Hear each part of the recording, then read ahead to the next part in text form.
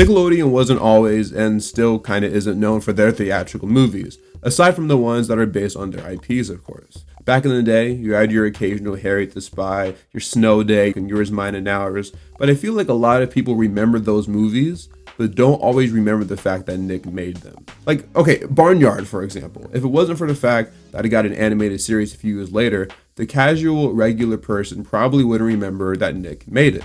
One of these films that I feel like doesn't get discussed often is Hotel for Dogs, a movie starring pretty prominent young stars like Emma Roberts, fresh off of starring in Unfabulous, Johnny Simmons, fresh off of starring in Evan Almighty and before starring in Scott Pilgrim, Kyla Pratt, fresh off of starring in low-key everything, and Jake T. Austin, who, by the way, was totally still on the Disney Channel while filming this movie. That man is a double agent. I don't know how Disney let that one slide. I'm like pretty sure I saw this in theaters, but it's been 16 years, so regardless, I have like no memory of it outside from, I guess, shots from the trailer, I guess. But that's why we here, because this is probably the case for some of y'all. So let's jog back our memories together.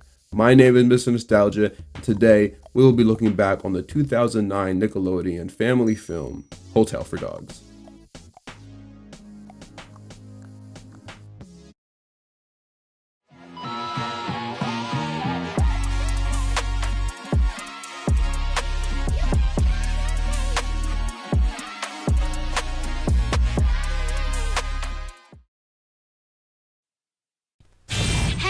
Roberts here. Remember me from Unfabulous? Well, a lot's changed since then. I just finished Nickelodeon's new movie, Hotel for Dogs. It's got a cute leading man, great costumes, and even a little romance.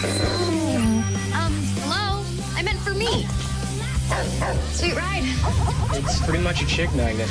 You can catch Emma Roberts in Nickelodeon's new movie, Hotel for Dogs, in theaters January 16th, rated PG.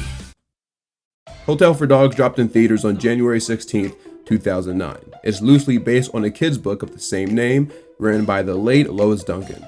It's also not solely a Nickelodeon movie, it was a joint production with DreamWorks. The movie had a modest budget of $35 million and ended up grossing $117 million.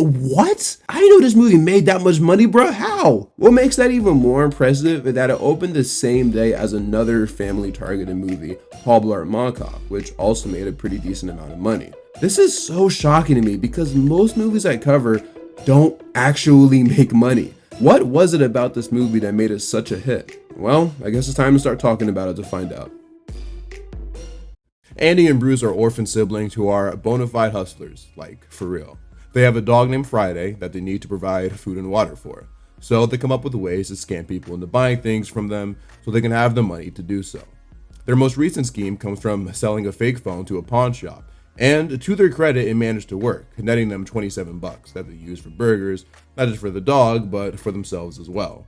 It seems though that their dastardly deeds have finally caught up to them, as the cops have busted them for their little hustling job. They get taken to the police station and whoa, Don Cheadle is in this movie? You telling me that I get to review a movie with the Don Cheadle in it? I love Don Cheadle, bruh. See, this is one of the advantages of reviewing movies with real actors instead of Disney or Nick original TV movies. I get to make jokes about Don Cheadle. I don't really have one right now, admittedly, but when I do, I will totally make it. Cheadle plays this dude named Bernie who works as a social worker for the two kids. But from this point on, I refuse to call him Bernie because once again, I am reviewing a movie with Don Cheadle in it, so I'm going to say Don Cheadle as many times as I can. Fortunately for the siblings, the dude they scammed isn't pressing charges, but that doesn't make Don any happier. Especially because if their foster parents were the ones that picked up the phone, they'd more likely than not have to find yet another foster home. Something that doesn't actually sound too bad to the kids, and it's only when we're introduced to their foster parents when that starts to make sense.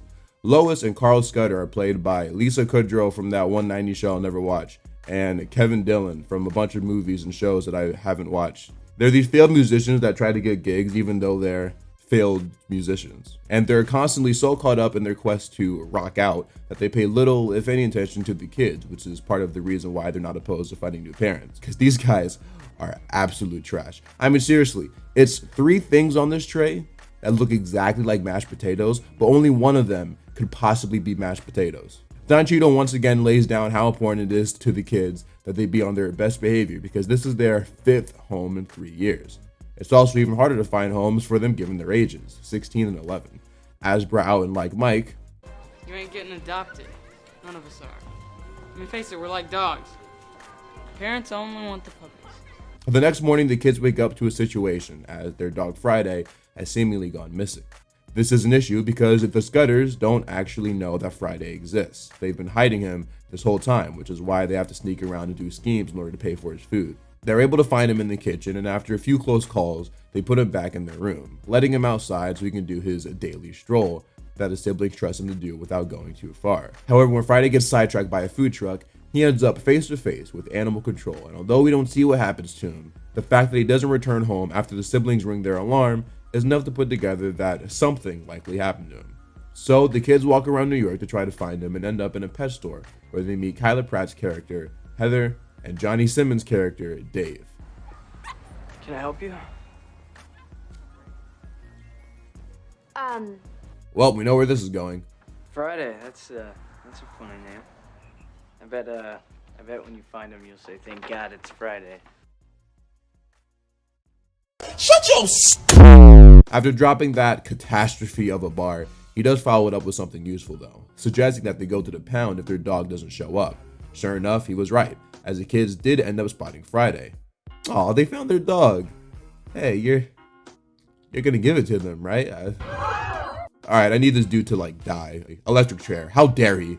They're successfully able to bribe one of the animal control workers to let Friday free, which is insane, not gonna lie. But at least it worked out, I guess. While walking home, they realize that once school starts, it'll get increasingly harder for them to hide Friday, so they should explore the idea of finding him a new home. An actual one.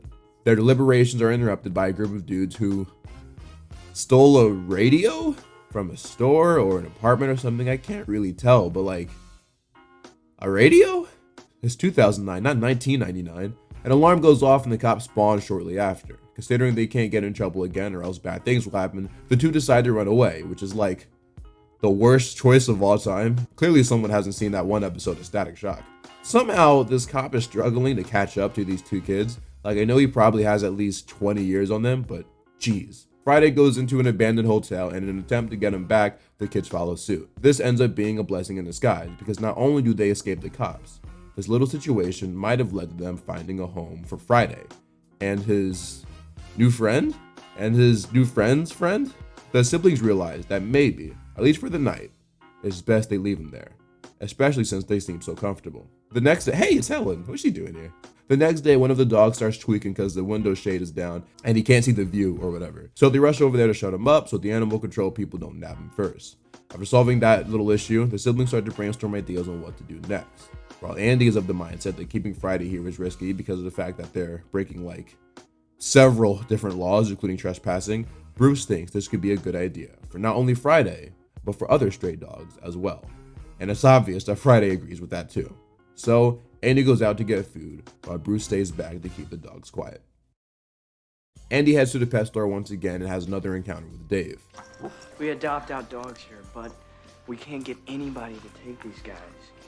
They're not puppies anymore, and everybody always wants puppies. Hey, have y'all been watching Like Mike too? My voice is shot right now, bro. I went to a concert last night, and okay. All right. After hearing that Andy and her family take in strays, though, not understanding the full context at the time, Dave tries to convince her to take in a few more. The pet store can only hold them for so long because they have to go to the pound, so at the very least, he would like for her to take them just for a little bit so we can figure something out. Reluctantly, she agrees and takes them to where they keep the dogs. This leads to him reintroducing himself to Bruce, and it is through this scene where we get the first vocal mention of their parents, who are implied to be dead. Bruce is a smart kid, so throughout the movie he's shown to be pretty skilled when it comes to inventing. He tells Dave that the self-throwing fetch device that dogs can use when they're bored is a result of the things his dad used to teach him, though he doesn't go into any more detail after that, especially since they get interrupted by Heather, who followed Dave and Annie to the shelter and wants to offer her assistance. Bruce comes up with several ideas that they can use to cover the three basic needs for dogs: eating, sleeping, and using the bathroom. And so far, the system he's created seems to be working well. A system involving treadmills, 24/7 feeders, and dog toilets? Nice. Eventually, after spotting the dog truck turning into the hotel alley, this kid named Mark gets curious enough to see what's going on, even letting himself inside. Man, you don't need way better security than that. Having random people pop up all unannounced and unplanned like this is seasons 1 and 2 of The Flash.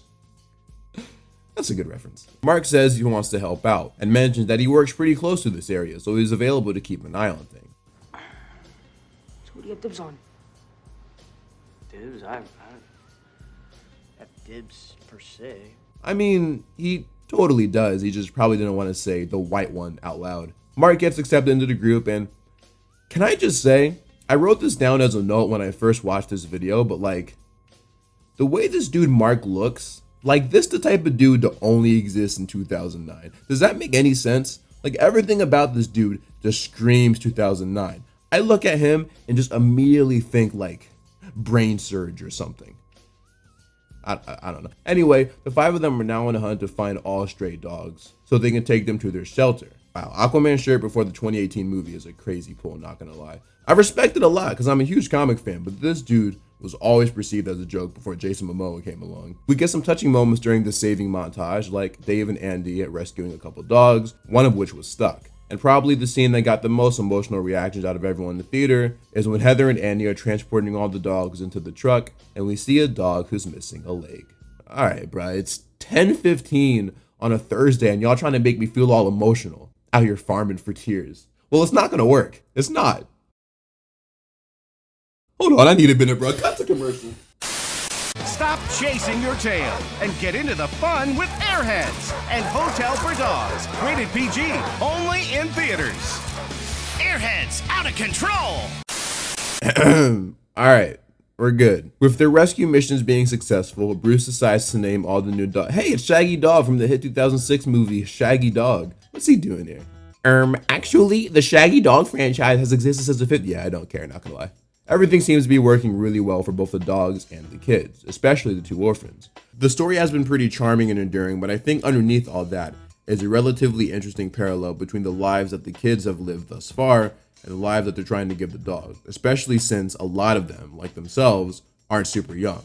That scene where Dave is talking about how it's hard to find new places for the older dogs and Andy does that little nod, wink, wink reference to that being relevant to her life. There's a lot of heavy lifting when it comes to, honestly, the entire motive of the movie. Like, we know that that's what the writers were intending, but up until now, it hasn't really been super obvious compared to most kids' movies that would usually spell it out in capital letters and exclamation points. It's not a revolutionary plot catalyst that skyrockets this movie above others of its kind, but it is good enough to keep me watching, I guess.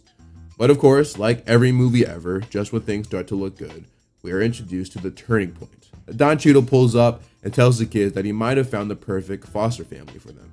They had 2 foster kids that just went off to college and are looking for 2 more. All of this sounds great, but it's 3 hours away.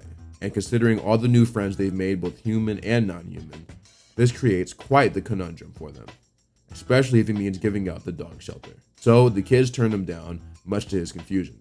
Obviously needing a pick-me-up though, Dave invites Andy to a good old-fashioned high school party. The kind in kids movies that never actually accurately display what really goes on at high school parties, since they are in fact kids movies. Dave starts to introduce Andy to some people there, and unfortunately for her, she runs into someone that she already knows. This dude named Jason that swings by the apartment building that the Scudders live at to visit his grandmother. And we actually do see him earlier in the movie, but literally only to set up this scene. It's one of those random, why did they include that scenes that you only get once it's been revealed? This starts to blow Andy's cover, because up until this point, she had been lying about her and Bruce and the life that they really live. No, you live with the Scudders. No, you live with the Scudder. Dude, catch a hint. She's trying to lie. You know how girls would do that thing where if they're walking alone and a dude is following them, they'll approach another guy, pretend like they know him and attempt to scare off the creep? Yeah, no one should ever do that with this guy. No, I don't know who you are. Matter of fact, I've never even met a girl before. This dude is useless. Oh my god, you guys, it's no big deal. So, I guess the Scudders have been foster parents before. Big deal. They're also our aunt and uncle. We're just staying with them while our parents are traveling in China. And we just call them our parents because it's easier than talking about this whole long, boring story, okay? I don't know, man. That was a pretty convincing lie to me. I mean, the fact that she came up with that one on the fly is crazy. Oh, that's not good. There's a lesson in this somewhere about telling the truth, but I'm not gonna lie. I'm getting completely sidetracked by the revelation that Emma Roberts is Julia Roberts' niece. Apparently, this has been a known thing for a long time and has even sparked nepotism conversations regarding her, but I just had no idea, I guess. I can't even use the I'm employed excuse considering all I do is review movies and shows, so you'd think I'd know this. Huh, I might be a fraud. Meanwhile, at the hotel, things are starting to break down, and a lot of this is due to the fact that Bruce isn't there to keep things afloat, since he's more or less been caught by his foster parents, though they don't know exactly what it is he's been doing. You know how teachers will leave a room and all the kids start tweaking and bouncing off the walls and stuff? That's basically what the dogs start doing. And because of how close they are to where the Scudders live, Bruce can actually hear it from there. So he starts panicking. When they aren't looking though, Bruce, taking a page out of another Bruce's book, disappears. I've been wanting to make a Bruce Wayne joke this whole time, not gonna lie. The Scudders are able to track Bruce to the abandoned hotel, but they get spooked by one of his adventures, leading them to do, this.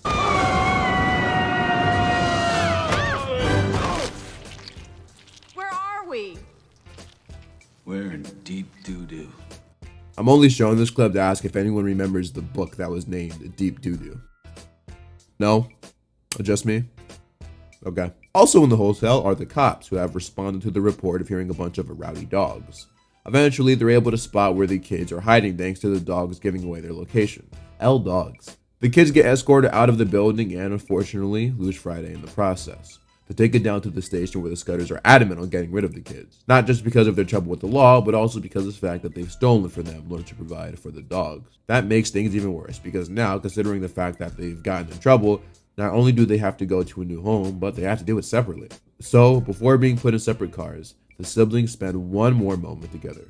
Bruce reassures her that he'll be okay, but Andy is beating herself up over the fact that she failed at her one task, which was to keep them together. For the kind of movie that this is, this scene is pretty well acted, not gonna lie. Could totally see this making like an 8-year-old out there cry. Not me though, I already got my one cry out for this movie. We get a pretty sad montage where we see what's happening to not just the kids, but the dogs as well. Bruce is in a foster home for boys, Andy is in one for girls, and all the dogs got taken to the pound. The somber scene, though, was quickly turned into a more positive one, as we see Friday has managed to escape from his leash, and he immediately makes the beeline. Yeah, Friday, you go, man. Are you trying to tell me no one saw the dog escape? Come on now, come on. What are we doing? He heads back to the Scudder's apartment, but notices that his owners are no longer there. So instead, he ends up at the pet store, and what do you know? Dave spots him and takes him over to the foster home that Andy is staying at. From there, they go pick up Bruce, who gets to reunite with Friday, and pick up where they left off. The plan now is to rescue the dogs from the pound and take them to a nearby and safe shelter. Are there not any rules that prohibit kids from just like leaving shelters? How are they able to just leave like that, bruh? Anyway, now that everyone is reunited, they start to execute their plan. Heather runs up to the dog pound and claims that there's a fire. Hey, chill, Heather, he's clearly playing the smash hit video game Hotel for Dogs on the Nintendo DS. From there, Bruce and Andy sneak in and free all the dogs. Dave attempts to back the truck up, but has to stop once Heather gets caught by one of the animal control dudes. Hard, but we can do it easy. Let's go, Missy. Come on. What it is, folks? Yeah, it's not a kid's movie without one of those shots. Everyone hops in the truck and starts to lure the dogs away from the shelter. There's a million different reasons why this scene cannot work, not gonna lie, but I guess I'll just have to let it slide. Another thing that doesn't work is the fact that while they're all en route to go to the new shelter, Friday remembers that pillow or whatever that says "Bone, Sweet Bone" and quickly makes a turn that takes him to the hotel instead. Alright, it's implied earlier in the movie that Friday knows his town pretty well, so him being aware of how close he is to the hotel isn't really an issue. Every single other dog taking the same turn as him, though, is just like a little too much, even for this movie. And yes, I know it's fiction, it's for kids, yada yada yada, but like, I don't know, it kind of bothers me in live action movies when dogs do stuff like this. It would have been easier for me to buy if this was animated, but as smart as dogs are, they're also kind of stupid. I don't even think all of these dogs were at the hotel, bruh. Surely some of them were just already in the pound, no? And for the record, the alternative isn't much better. I also don't think taking a bunch of dogs over a bridge is all that smart of an idea either. I will 100% understand that you generally have to suspend your disbelief, especially for movies like this. But I also think that at some point, even for movies like this, you do have to just be a little realistic. But at the end of the day, I guess it is true that ultimately no child is going to be thinking about the logic behind this scene and instead would probably just smile instead. And I guess that's all that matters. The gang, and unfortunately the cops, follow them back to the hotel when all of this is starting to make a scene. It's even attracted news reporters. Don Cheadle, however, makes an appearance on top of the stairs and demands everyone to stop. See, not too long ago in this movie, he actually went to the hotel to, I guess, maybe clean stuff up. And while there, he spotted a book that had the names of all the dogs. During that time, he did a lot of reflection and believes that everything that the kids did was for a good reason. To prove how much of a safe, family-feeling community they built, he starts calling all the dogs names one by one and shares some backstory behind them. Georgia and Lenny. They're the first two residents in this hotel. The Hotel for Dogs.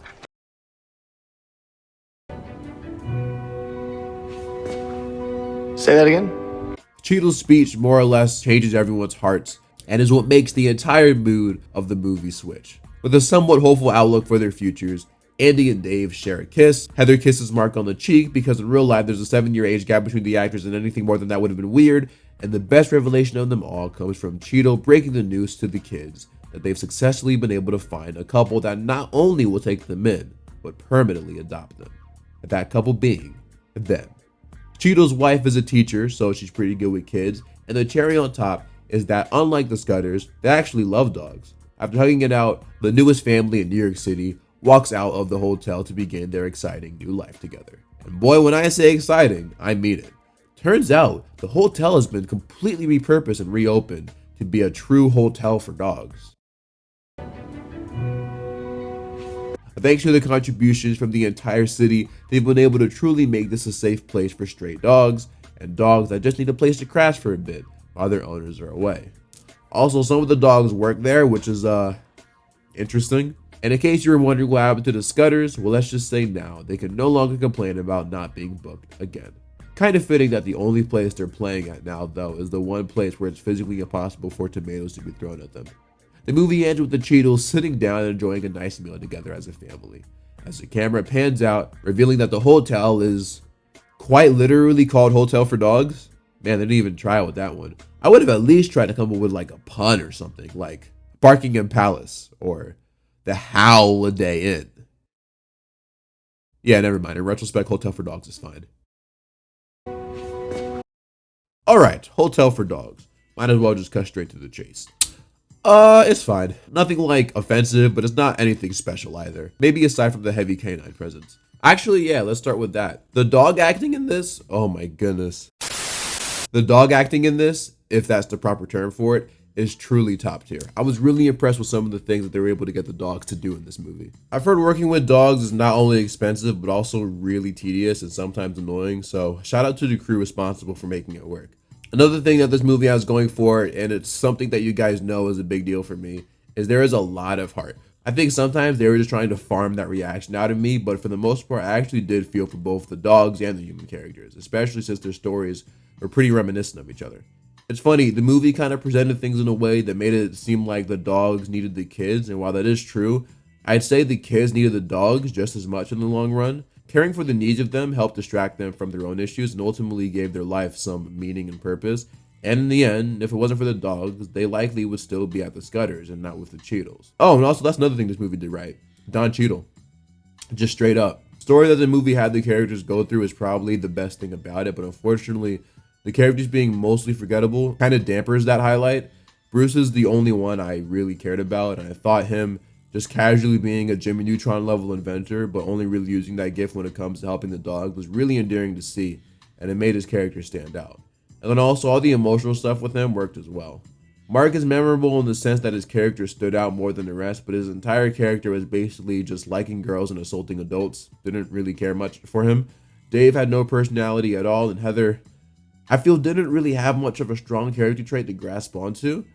It's like they had a couple different ideas for her and just switched back and forth as the movie progressed. I swear, when it first started, they were totally going for the whole energetic girl that talks a lot shtick, but they kind of just made her a more optimistic Andy, who was another character that I just didn't care about at all. One of the negative notes I put in here was that it just wasn't funny to me. However, after watching The Bad Guys 2 in theaters recently, which was amazing by the way, y'all should totally watch that, and seeing the kind of jokes that actually made kids laugh, I think this movie probably did a good job at that, especially with the dog humor. But if you're more of a cat person, then yeah, you probably weren't rocking with it.